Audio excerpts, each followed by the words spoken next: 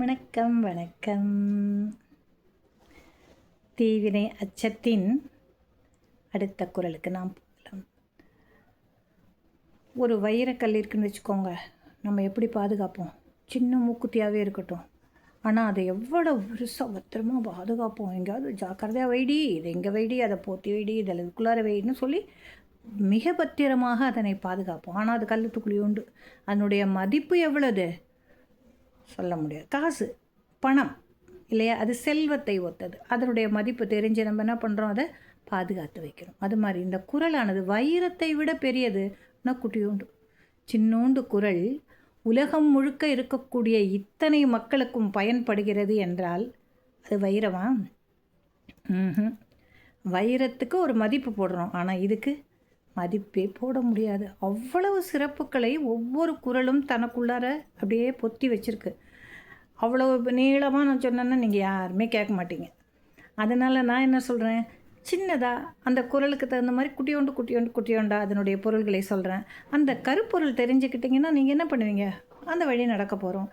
ஆனால் அதனை விரிவாக சொல்ல வேண்டும் என்றால் அப்போ அதனுடைய ஆற்றலை சொல்லி மாளாது. ஒரு குறளுக்கு பதில் சொல்லணும், ஒரு குறளை பற்றி விரிவாக பேசுங்கன்னு யார்ட்டையாவது கொடுத்தீங்கன்னா பெரிய பெரிய பேச்சாளர்கள்லாம் அந்த ஒரு குறளுக்கு 2 மணி நேரம் 3 மணி நேரம் எடுத்துக்கொண்டு அதனை மிக விரிவாக பேசுவார்கள். அந்த அளவுக்கு அதில் பொருள் இருக்கிறது. அப்போ அது வைரத்தை விட மிக பெரியது இல்லையா? அத்தனை சிறந்த பொருளை கொண்ட குறளை நம்ம கையில் வச்சுக்கிட்டு என்கிட்ட ஒன்றும் இல்லைன்னு சொல்கிறது முட்டாள்தனம், மூடத்தனம். நமக்கு எப்போ ஒரு கஷ்டம் வந்தாலும் டபால்னு போய் திருக்குறளை திறந்து பாருங்கள். பார்த்த உடனே அதில் ஏதாவது ஒரு குறள் நமக்கு ஒரு பதிலை கொடுக்கும்.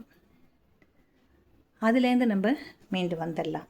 ஆக இந்த குறளின் பயன்பாடு, பொருள் மிகவும் பெரியது. ஆனால் நான் அது துக்குளியோண்டு தான் உங்களுக்கு சொல்கிறேன். அதை நீங்கள் அப்படியே அந்த காதுக்குள்ளார போட்டு வைத்து கொள்ளுங்கள். சரியா? போகலாம். தீயவை செய்தார் கெடுதல் நிழல் தன்னை வீயாதடி உறைந்தற்று. தீயவை செய்தார் கெடுதல் நிழல் தன்னை வீயாது அடி உறைந்தற்று. என்ன இதுக்கு பொருளை சொல்கிறது? நம்ம என்ன சொல்கிறோன்னா, கெட்டது செஞ்சால் கெட்டது தான் நடக்கும், அதில் எந்த மாற்றமுமே கிடையாது. சரி, அப்புறம் என்ன தான் சொல்ல வரீங்க? கெட்டது செஞ்சால் கெட்டது நடக்கும் தான் சொல்லிட்டீங்களேம்மா, அப்புறம் ஏம்மா அதை திரும்பி எங்களுக்கு சொல்கிறீங்க அப்படின்னு கேட்குறீங்க, சலித்து கொள்ளுகிறீர்கள். இல்லைடா, அதை கொஞ்சம் உற்று நோக்குங்கள். தீயவை செய்தார் கெடுதல். தீயவை யார் செஞ்சாலுமே அவர்களுக்கு அது கேட்டினை விளைவிக்கும், கெடுதலை கொடுத்துவிடும். எப்படி? நிழல் தன்னை வீயாது. நம்ம நிழல் நம்மளை விட்டு எங்கேயாவது போகுமா? நம்மளுடைய தான் இருக்கும். சூரியன் எந்த பக்கம் அடிக்குதோ அதுக்கு எதிர்ப்புறம் நம்மளுடைய நிழல் விழுகிறது இல்லையா? அந்த நிழல் பெருசாகவும் போகலாம், சின்னதாகவும் இருக்கலாம், அந்த சூரியனுடைய இடத்தை பொறுத்து இல்லையா? அந்த நிழல் எங்கேயா நம்மளை விட்டு போகுமா? என் நிழல் போயிடுச்சுப்பா என்னை விட்டு அப்படின்னு சொல்ல முடியுமா? கண்டிப்பாக முடியாது. அது எப்படி? நம்மளுக்குள்ளேயே தானே இருக்குது. நிழலை தனியாக உருவாக்கி கொண்டாந்தா நம்ம வைக்கிறோம்? கிடையாது. நிழல் போல நாம் செய்த துன்பங்கள் நம்முடனே உறைந்து நின்று நமக்கு கெடுதலை தரும். நிழல் கெடுதல் தருதுன்னு சொல்லலை, நிழல் போல அப்படின்னு சொல்கிறாருங்க. நிழல் எப்படி நம்மளை விட்டு நீங்காதோ அது மாதிரி நம்ம செய்த கெடுதலும் நம்மளை விட்டு போகாது. அதுக்குரிய பலன் அது கொடுத்துட்டு தான் போகும். அது நம்மளுடைய உறைந்து போய்விடும். அது கூட நீங்கும்னு சொல்லலை அவர், உறைந்து விடும். ஆக தீய செயல்களையோ தீய எண்ணங்களையோ நாம் பிறருக்கு கொடுத்தாலும் செய்தாலும் நமக்கு கெடுதல் என்று அனைவருக்கும் தெரியும்.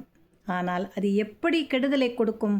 நம்முடைய நிழல் எப்பொழுதும் நம்முடனே இருப்பது போல் உறைந்து நிற்கும், நம்மை விட்டு நீங்காது.